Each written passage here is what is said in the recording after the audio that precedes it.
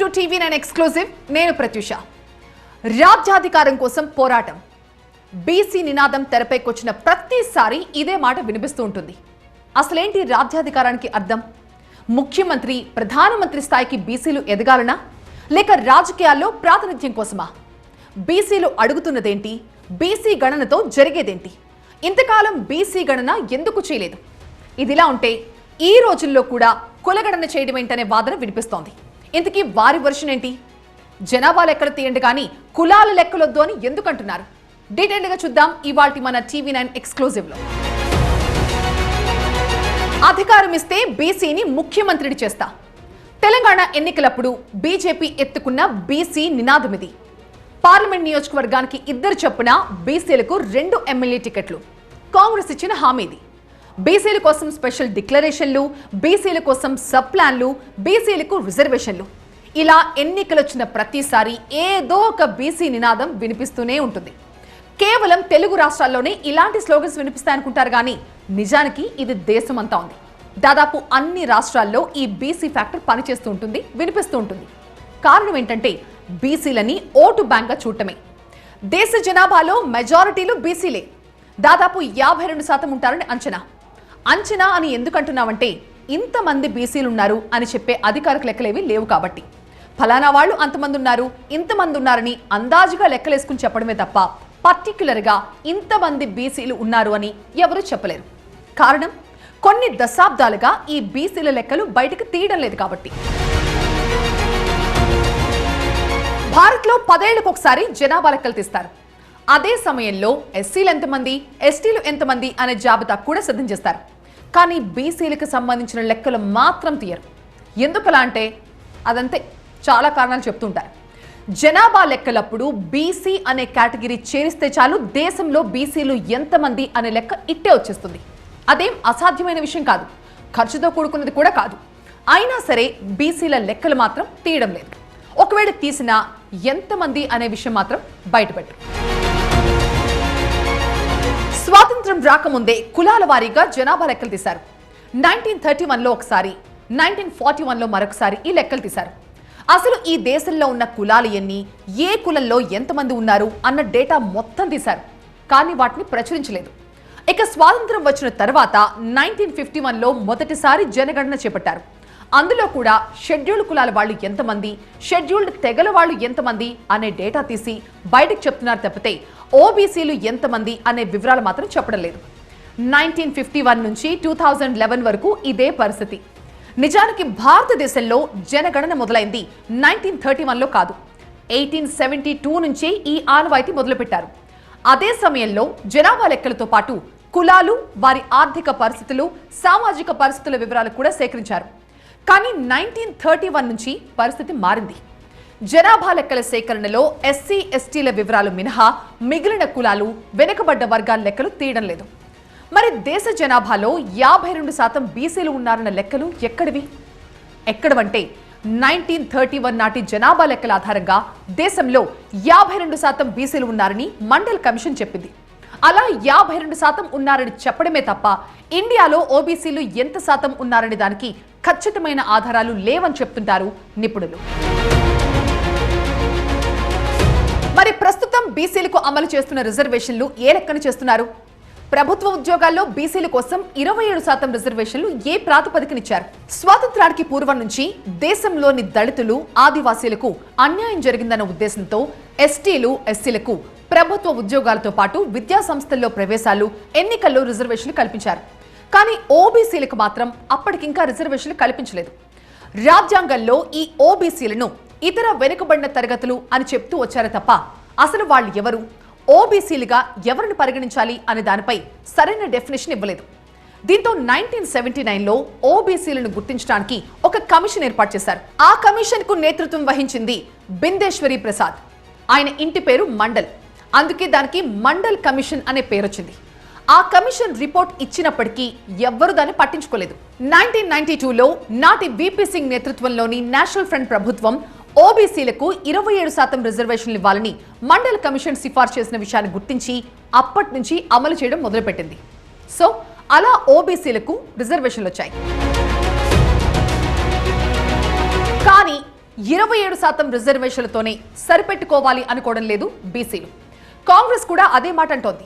సరిగ్గా అదే సమయంలో గతేడాది బీహార్ ప్రభుత్వం కుల గణన చేపట్టింది.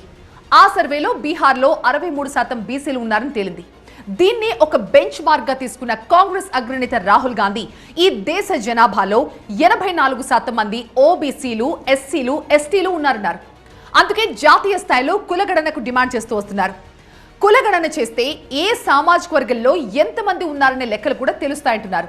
సో ఎక్కువ జనాభాకి ఎక్కువ హక్కులు కల్పించొచ్చన్న నినాదాన్ని అందుకున్నారు రాహుల్ గాంధీ. అదే సందర్భంలో మరొక స్టేట్మెంట్ కూడా ఇచ్చారు రాహుల్. కేంద్ర ప్రభుత్వ శాఖల్లో ఉన్న 90 మంది కేబినెట్ సెక్రటరీల్లో కేవలం 3 మాత్రమే ఓబీసీలు ఉన్నారంటూ చెప్పుకొచ్చారు. అంటే బీసీలకు తగిన గుర్తింపు ఇవ్వకపోవడం వల్లే ఇలా జరుగుతోందని, అందుకే అధికారంలోకి వస్తే తాము కులగణన చేపడతామని హామీ ఇస్తూ వస్తున్నారు. ఇక తెలంగాణలో అధికారంలో ఉండడంతో ఇక్కడ కులగణన చేపడుతోంది కాంగ్రెస్ ప్రభుత్వం. కులగణన ప్రారంభానికి ముందు రాహుల్ గాంధీ ప్రత్యేకంగా తెలంగాణకు వస్తూ ఉండడానికి నేపథ్యం కూడా ఇదే. క్షేత్రస్థాయి లోపల బీసీలు చాలా పెద్ద ఎత్తున తమ యొక్క అవకాశాల కోసం ఎదురు చూస్తూ ఉన్నారు. ఏదైతే కాంగ్రెస్ పార్టీ గడిచినటువంటి అసెంబ్లీ ఎన్నికల సందర్భంగా బీసీలకు ఇచ్చినటువంటి హామీలలో ప్రధానమైనటువంటి హామీ ఏంటంటే 6 నెలలలో కులగణన పూర్తిగా కంప్లీట్ చేయడం, అదేవిధంగా బీసీలకు స్థానిక సంస్థల ఎన్నికల్లో 42% రిజర్వేషన్ ఏర్పాటు చేయడం. ఎక్కువ జనాభా ఎక్కువ హక్కులు, ఈ నినాదాన్ని అమలు చేయాల్సిందే అంటున్నారు బీసీల్లోని మేధావులు. ఇంతవరకు బాగానే ఉంది, కానీ తాము కోరుకుంటున్నది రాజ్యాధికారం అంటున్నారు బీసీలు. రాజ్యాధికారం అంటే సర్పంచ్ల నుంచి దేశ ప్రధాని ఎన్నుకునే అధికారం ఉన్న ప్రజాప్రతినిధుల వరకు బీసీలకు ప్రత్యేక రిజర్వేషన్ ఉండాలని డిమాండ్ చేస్తున్నారు. ఫలానా ఎమ్మెల్యే సీటు లేదా ఎంపీ సీటు బీసీలకే ఇవ్వాలన్న రూల్ ఎక్కడా లేదు. రాజ్యాంగం అలాంటి రిజర్వేషన్ కల్పించలేదు. ఎన్నికల్లో ఎస్సీ, ఎస్టీ, జనరల్ కేటగిరీలు ఉంటాయి తప్ప బీసీలకంటూ ఒక కేటగిరీ లేదు. అదిగో ఆ కేటగిరీనే కోరుకుంటున్నారు బీసీలు.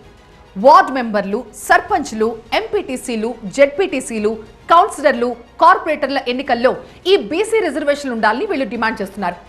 కానీ బీసీలకు రిజర్వేషన్లు ఇవ్వాలంటే ముందు ఆ బీసీలు ఎంతమంది అనే విషయం తేలాలి కదా. ఎప్పుడో 1931 నాటి లెక్కలున్నాయి తప్పితే బీసీలు ఇంతమంది అని చెప్తూ అఫీషియల్గా ఎక్కడా డేటా లేదు. అందుకే కోర్టుల్లో సైతం ఈ డిమాండ్కు న్యాయం జరగడం లేదు. బీసీలు ఎంతమంది అనే గణాంకాలు లేకపోతే గనక బీసీ రిజర్వేషన్లు లేకుండానే స్థానిక సంస్థల ఎన్నికలు నిర్వహించాలని 2022లో సుప్రీంకోర్టు సంచలన తీర్పునిచ్చింది. కులగణన డిమాండ్ అనేది ఎందుకు వస్తున్నదంటే ఇవాళ దేశవ్యాప్తంగా ఉన్నటువంటి బీసీ కులాలు డిమాండ్ చేస్తూ ఉన్నాయి. ఎందుకంటే జనాభా లెక్కలలో ఎస్సీ, ఎస్టీ జనాభా లెక్కలు తీస్తున్నారు, కానీ బీసీ కులగణన చేయడం లేదు. ఎందుకంటే ప్రధాన సమస్య రాజ్యాంగంలో ఉన్నది. భారత రాజ్యాంగ రచనలోనే బీసీ కులాలకు అన్యాయం జరిగింది. మనకు రాజ్యాంగం ప్రకారం కనుక మనం చూసినట్లయితే భారత రాజ్యాంగంలో బీసీలను social and educational backward classes అన్నారు, క్యాస్ట్ అనలేదు. ఒకవేళ క్యాస్ట్ అని ఉంటే ఖచ్చితంగా 1947 నుంచి అంటే ప్రతి 10 సంవత్సరాలు తీస్తున్నటువంటి జనాభా లెక్కలలో తీసేవాళ్ళు. అదే సమయంలో బీసీ కోటా గురించి, బీసీలకు స్థానిక సంస్థలు ఇవ్వాల్సిన రిజర్వేషన్ల గురించి 2010లో సుప్రీంకోర్టు ఒక డైరెక్షన్ ఇచ్చింది. స్థానిక సంస్థల్లో బీసీ కోటా అమలు ట్రిపుల్ ట్రస్ట్ ద్వారానే జరగాలని ఆదేశించింది. ట్రిపుల్ ట్రస్ట్ అంటే మొదట బీసీ కమిషన్ ఏర్పాటు చేయాలి. ఆ బీసీ కమిషన్ ద్వారా బీసీ లెక్కలు తీయాలి. ఎస్సీ, ఎస్టీలకు కేటాయించిన రిజర్వేషన్లు పోగా మిగిలిన కోటాను బీసీలకు ఇవ్వాలి. ఇలా ట్రిపుల్ ట్రస్ట్ ద్వారా చేయాలని చెప్పింది. కానీ ఇప్పటి వరకు బీసీ కమిషన్ ఏర్పాటే జరగలేదు. తెలంగాణలో స్థానిక సంస్థల్లో బీసీలకు 42% రిజర్వేషన్ ఇస్తామని ఎన్నికప్పుడు హామీ ఇచ్చింది కాంగ్రెస్ పార్టీ. నిజానికి ఆ హామీ సాధ్యమేనా అన్న ప్రశ్న కూడా ఉత్పన్నమైంది. ఎందుకంటే స్థానిక సంస్థల ఎన్నికల్లో బీసీ కోటాని 34 నుంచి 24% తగ్గించాలని 2013లో ఆంధ్రప్రదేశ్ హైకోర్టు ఆదేశించింది. కానీ దానిపై స్టే తీసుకొచ్చిన అప్పటి కాంగ్రెస్ ప్రభుత్వం 34% బీసీ రిజర్వేషన్లతోనే ఎన్నికలు నిర్వహించింది. కానీ బీఆర్ఎస్ ప్రభుత్వం మాత్రం 2019లో జరిగిన స్థానిక సంస్థల ఎన్నికల్లో బీసీ కోటాని 34 నుంచి 24% తగ్గించి ఎన్నికలు నిర్వహించింది. కారణం కులాల వారీగా జనాభా లెక్కలు లేకపోవటమే. బీసీలు ఎంతమందో తెలియకపోతే రిజర్వేషన్లు అమలు చేయొద్దనే చెప్పింది సుప్రీంకోర్టు. అంటే ఇప్పుడు అమలు చేస్తున్న 24% రిజర్వేషన్ కూడా ఇవ్వడానికి లేదు.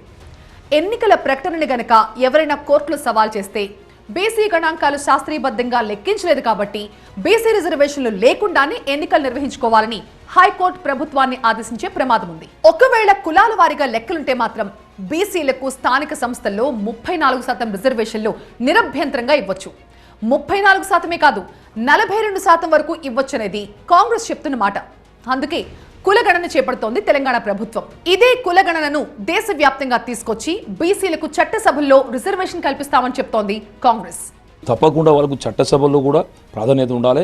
మహిళలకు ప్రత్యేకించి బీసీ మహిళలకు మహిళా బిల్ లోపల సబ్ కోటా లేకపోవడం కూడా ఒక పెద్ద సమస్యగా పరిణమించింది. ఏదైతే ఈడబ్ల్యూఎస్ కోటా అసలు ఎవరు అడగకముందే ఈడబ్ల్యూఎస్ కోటా ఇచ్చిళ్ళు.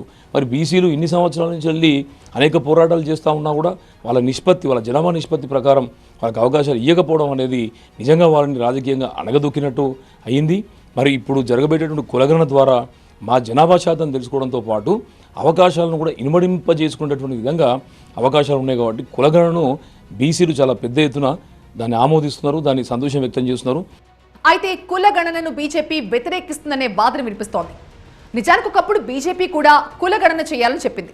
2011లో జనాభా లెక్కలకు సన్నద్ధమవుతున్న సమయంలో 2010లోనే బీజేపీ నాయకుడు గోపీనాథ్ ముండే పార్లమెంట్లో ఈ విషయాన్ని ప్రస్తావించారు.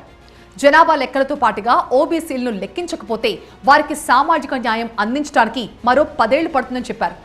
ఇక 2021లో జనాభా లెక్కల సేకరణకు సన్నాహాలు జరుగుతున్న సమయంలో ఓబీసీల వివరాలు సేకరించేందుకు తమ ప్రభుత్వం రెడీగా ఉందని మీడియా ముఖంగా చెప్పారు కేంద్ర మంత్రి రాజ్నాథ్ సింగ్. కానీ గతంలో పార్లమెంట్లో ఇచ్చిన హామీని వెనక్కి తీసుకున్నట్టుగా చెప్పింది. బీహార్లో కులగణన జరుగుతున్నప్పుడు కూడా బీజేపీ దాన్ని వ్యతిరేకించింది. కులగణనను బీజేపీ వ్యతిరేకించడానికి కొన్ని ప్రత్యేక కారణాలు ఉన్నాయని చెప్తుంటారు రాజకీయ విశ్లేషకులు. ఒకవేళ కులగణన చేపడితే, అంటే జనాభా లెక్కల్లో కులాల వారీగా సేకరణ చేపడితే హిందూ ఓట్లలో చీలిక వస్తుందన్న భయం బీజేపీలో ఉన్నట్టుందని అంటున్నారు. రాజకీయ విమర్శకులు మరో మాట కూడా అంటున్నారు. హిందూ ఓటర్లే ప్రాతిపదికగా రాజకీయాలు చేస్తున్న బీజేపీ తన ఓటు బ్యాంకు పోతుందేమోనని భయపడుతోంది అంటున్నారు. కానీ బీజేపీ నాయకుల వాదన మాత్రం మరోలా ఉంది. ఒకవేళ కులాల వారీగా జనగణన చేపడితే కుల అస్తిత్వం పెరిగిపోతుందని, ప్రజల మధ్య అసమానతలు పెరిగే అవకాశం ఉందని, సమాజం కోరుకుంటున్న కులరహిత మార్పు రాదు అని చెప్తోంది బీజేపీ. అయినప్పటికీ ఇవాళ సుప్రీంకోర్టులు కానీ హైకోర్టులు బీసీ కులగణన కూడా చేయాలి, బీసీ రిజర్వేషన్లు అమలు చేయాలంటే తప్పకుండా బీసీ గణాంకాలు కావాలని హైకోర్టు సుప్రీంకోర్టులు చెప్తా ఉన్నాయి. కాబట్టి ఇలా రాజకీయ పార్టీలు అధికారంలో లేనప్పుడు ఈ మాట మాట్లాడుతున్నారు, అధికారంలోకి వచ్చిన తర్వాత మళ్ళీ దాని గాలికి వదిలేస్తున్నారు. ఎందుకంటే ఇలా బీజేపీ పార్టీ అధికారంలో ఉన్నది. గతంలో అధికారంలో లేనప్పుడు బీజేపీ పార్టీ దేశవ్యాప్తంగా డిమాండ్ చేసింది ఏంటంటే వాళ్ళ అధికారంలోకి వస్తే బీసీ గణాంకాలు దేశవ్యాప్తంగా చేస్తామని చెప్పిండ్రు. కానీ దానికి సంబంధించినటువంటి రాజ్యాంగ సవరణ చేయలేదు. బీసీ గణాంకాలు ఇప్పుడు అధికారంలోకి వచ్చిన తర్వాత మర్చిపోవడం జరిగింది. కారణాలు ఏవైనా కులగణన అనే దానికి బీజేపీ వ్యతిరేకంగానే ఉంది. 2011లో జనాభా లెక్కలు తీసినప్పుడు దాంతోపాటు సోషియో ఎకనామిక్ కాస్ట్ సెన్సెస్లో కూడా కులగణన జరిగింది. కానీ ఆ సమాచారాన్ని బయట పెట్టబోమని జూలై 2022లో పార్లమెంట్లోనే చెప్పింది కేంద్ర ప్రభుత్వం. కులగణన వివరాలని బయట పెట్టాలంటూ 2021లో సుప్రీంకోర్టుకు వెళ్ళినప్పుడు కేంద్రం దీనిపై రియాక్ట్ అయింది. 2011లో చేపట్టిన కులగణనలో చాలా లోపాలు ఉన్నాయని చెప్పింది. ఆ నివేదికలో చాలా తప్పులు ఉండడంతో ఆ సమాచారం దేనికి ఉపయోగపడదని సుప్రీంకోర్టు చెప్పింది కేంద్రం. దీనికి ఒక ఉదాహరణ కూడా కోర్టుకు విన్నవించింది మోదీ సర్కార్. 1931లో జనగణన చేసినప్పుడు 4147 కులాలు ఉంటే 2011లో కులాల సంఖ్య 46 లక్షలకు పైగా కనిపించాయని చెప్పింది కేంద్రం. ఒక్క మహారాష్ట్రలోనే తీసుకుంటే 1931లో అన్ని కులాలు తెగలు కలిపి 494 ఉంటే 2011లో ఏకంగా 4,28,677 కులాలు ఉన్నట్లుగా తేలిందని సుప్రీంకోర్టుకు విన్నవించింది. అంతేకాదు కులాల వారీగా జనగణన చేయటం చాలా కష్టమని కూడా కోర్టుకు చెప్పింది. అయితే కులగణన వల్ల పెద్దగా ఉపయోగం లేదని చెప్పేవాళ్లు ఉన్నారు. ఓబీసీ గణన వల్ల ప్రయోజనం ఉండదని చెప్తున్నారు కొంతమంది నిపుణులు. పైగా కులగణనతో కొన్ని సమస్యలు కూడా వస్తాయంటున్నారు. ముఖ్యంగా అగ్రవర్ణాల వాళ్ళు తమను లెక్కించొద్దనే కోరుకుంటున్నారని చెప్తున్నారు. ఫినాన్షియల్ గా సెటిల్ అయిన వారు సైతం తమకు ఎలాంటి కులం లేదు అని చెప్పే అవకాశం ఉంది అంటున్నారు. అలాంటప్పుడు వారిని ఏ కేటగిరీలో పెట్టాలనేది పెద్ద సమస్యగా మారుతుంది అంటున్నారు. అయినా అభివృద్ధి చెందుతున్న దేశంలో ఇంకా ఈ కులాలు మతాలు ఏంటని వాదిస్తున్నారు కొంతమంది. కులాల ఆధారంగా మతాల ప్రాతిపదికన అధికారాన్ని పంచుకోవాలన్న నినాదం ఎంతవరకు కరెక్ట్ అనే చర్చ పెడుతున్న వాళ్ళు లేకపోలేదు. సమర్థత ఉన్న చోట అర్హత దానంతటా అదే వస్తుందనేది వారి వాదన. సపోజ్ ఏ రిజర్వేషన్ ఉందని నరేంద్ర మోదీ ప్రధానమంత్రి స్థాయికి వచ్చారు అని ప్రశ్నిస్తున్నారు. ఆయన సమర్థత, ఆయన సత్తా కారణంగానే ప్రధాని స్థాయి వరకు వెళ్లారని, అంతే తప్ప రిజర్వేషన్ల వల్ల కాదన్న విషయాన్ని గుర్తు చేస్తున్నారు. పైగా నరేంద్ర మోదీ బీసీ కాబట్టి 2014లో ఆయన ప్రధాని రేసులోకి రాలేదని, ఆయన పడ్డ కష్టం, రచించిన వ్యూహం కారణంగానే ప్రధాని రేసులోకి వచ్చి ప్రధాని అయ్యారు అని చెప్తున్నారు. నరేంద్ర మోడీ గారు బీసీ అంటే బీసీ కోటాలో, లేకపోతే నరేంద్ర మోడీ గారు బీసీ అయినంత మాత్రం ఆయన ప్రధానమంత్రి కాలేదు. బీజేపీ పార్టీలో ఆయన చిన్నతనం నుంచి ఆర్ఎస్ఎస్ కార్యకర్తగా, ఆర్ఎస్ఎస్లో స్టూడెంట్ నుంచి మొదలుకొని ఇవాళ దేశ ప్రధాని ఏంటంటే ఆయన యొక్క స్వయం కృషితోనైంది. కానీ బీసీ కోటాలో కానీ అతను బీసీ కాబట్టి ఇవాళ బీజేపీ పార్టీ ప్రధానమంత్రి మాత్రం చేయలేదు. ఏదేమైనా ఇవాళ బీజేపీ పార్టీ కానీ కాంగ్రెస్ పార్టీ కానీ కులగణన అనేది తప్పనిసరి. ఎందుకంటే ప్రజాస్వామ్యం ముసుగులో నడుస్తున్న కులస్వామ్యం లోపల కులాల లెక్కలు లేకపోతే, ముఖ్యంగా ఈ దేశంలో వెనుకబడిన కులాలు, బీసీ కులాలకు విద్య, ఉద్యోగ, రాజకీయ, ఆర్థిక రంగాలలో వాళ్ళకు రావాల్సినటువంటి వాటా రావడం లేదు. కాబట్టి ఖచ్చితంగా కులగణన చేసి వెనుకబడిన కులాలకు న్యాయం చేయవలసినటువంటి బాధ్యత అన్ని రాజకీయ పార్టీలు ఉన్నదనేది, అన్ని రాజకీయ పార్టీల మీద ఉన్నదనేది.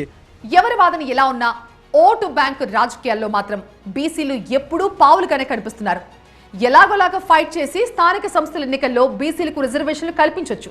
కానీ బీసీలకు కావాల్సింది రాజ్యాధికారం కూడా. అంటే చట్టసభల్లో ప్రాతినిధ్యం కోరుకుంటున్నారు వాళ్ళు. అసెంబ్లీ, కౌన్సిల్, లోక్సభ, రాజ్యసభల్లో బీసీలకు ఖచ్చితంగా రిజర్వేషన్ ఉండాలంటున్నారు. అప్పుడే దేశ జనాభాలో సగానికి పైగా ఉన్న తమకు రాజ్యాధికారం దక్కుతుందంటున్నారు. మరి ప్రస్తుత రాజకీయాల్లో ఇది ఎంతవరకు సాధ్యమనేది ముందు చూడాలి. ఇది వాటి TV9 ఎక్స్క్లూజివ్. మరొక అంశంతో మళ్ళీ కలుద్దాం. చూస్తూనే ఉండండి TV9.